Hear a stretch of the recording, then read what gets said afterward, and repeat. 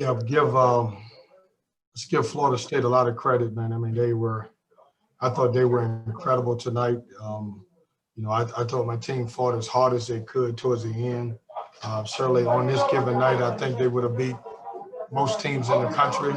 Obviously, I don't like the outcome of the game and the score of the game, but I thought they played tremendous. I thought they played out of their mind, making 12 3-pointers.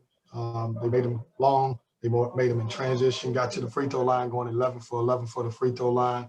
Probably the best team that we have played in our early season so far, in my opinion, of course, the way they played. So we're going to shake it off. We got to get better. We understand the things that we got to work on, and we're going to move forward. Questions? James, go ahead. Hey, Kevin, hope you're doing well. It seemed like without Manny available, you guys were working to maybe speed them up a little bit. Was that part of the plan defensively to try and make it more of an up-tempo game? Well, we wanted to play up-tempo anyway. That's the way we play.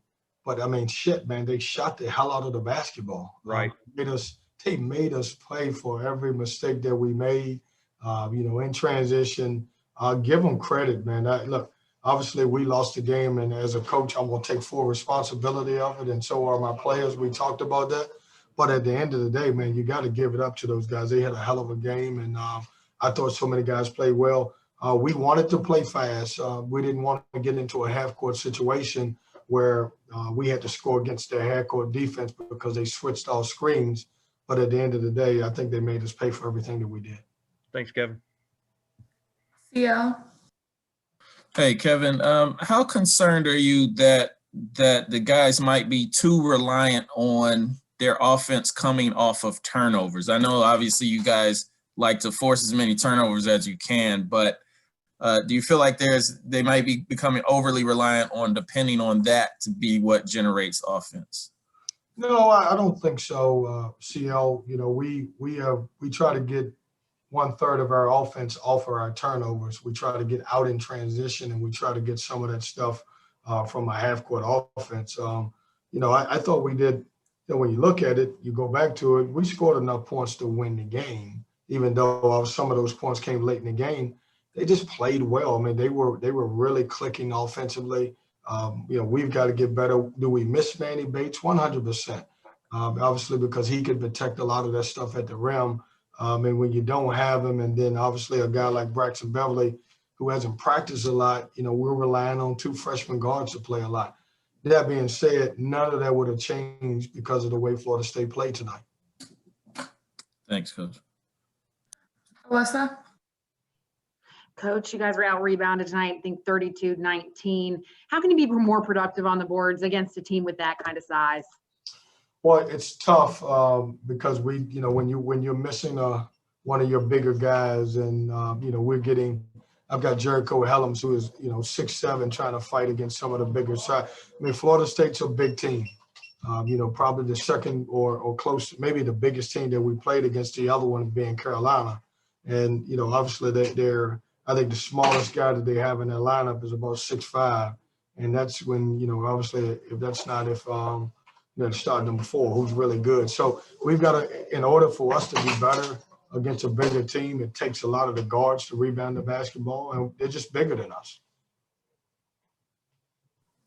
Justin? Coach, what do you tell your team after a game like this, and how do you try to make this a learning experience moving forward? Well, Justin, I talked about playing hard all the way to the end, and I would live with the results. I want them to remember the loss. We're all going to take ownership in it. We understand that we got to do some soul searching. We got to get better in certain situations. I certainly don't want those guys to forget what happened tonight. We learned a valuable lesson. These guys are really good, and we played a good team on their home floor who shot the ball really, really well. That being said, that doesn't get past the feeling of what we feel like. We've talked about the last few years, how we started the season. When you look at my first year, we were, 2-3 in the conference, and we went on to win 11 games and 11-7. One of our biggest things, man, is we have to get healthy. We're not playing with our full roster right now, and certainly with an injured Braxton Beverly and not having Manny Bates, it changes us a little bit. That being said, there's a lesson to be learned. I thought our guys fought to the end. You know, obviously we just ran into a buzzsaw today. Lawrence, Hey, Coach. Coming into the game, it was some talk about the team not showing up mentally sometimes. What was the state of the team mentally coming into the game tonight? I thought we were mentally locked in. You know, it's hard to overcome. I've seen a couple games in our league where the team really shot the ball very well, and the score is obviously going to be lopsided. One of the games I think, as I scouted, was when Syracuse played Boston College, and Syracuse shot and maybe made 15 or 16 three-pointer. Those are hard to overcome, especially it was a good game. We started off, both teams had 2 3-pointers to start off, and we started missing, and they kept making them. And I thought mentally we came into the game ready to play. I thought our guys were prepared to play. We played against a good Florida State team that was ready to play today, and our guys were ready also. And then a follow-up to that, I know you guys didn't have Manny tonight, and then with DJ getting that technical early, how difficult was that for you guys to kind of overcome DJ with that foul trouble early? Well, it changes us. Obviously, when you just, DJ's our only veteran big that we have. And obviously without Manny, being able to play in the game, and then DJ goes out, we become incredibly young. And so instead of being able to put another veteran guy in the game, I've got to put a freshman. And then when you add the fact that you've already started 2 freshmen and Cam Hayes and Shaquille Moore, now you got 3 freshmen that's got to play a bulk of your minutes. So it completely changes us. Ryan, Hey, Coach. So all the hype throughout the season has been on Scotty Barnes for Florida State being the superstar freshman. What did you see out of him tonight?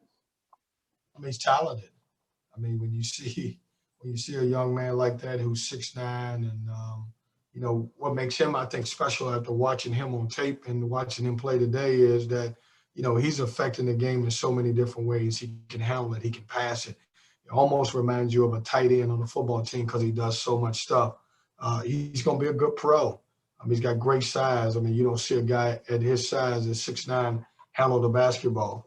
But he's a very talented kid. I know a lot of people say, well, he doesn't shoot it as well, but he'll get that as he continues to mature and get better. all right, thank you, Coach. That's actually going to be our last question. And then just for everyone else, we'll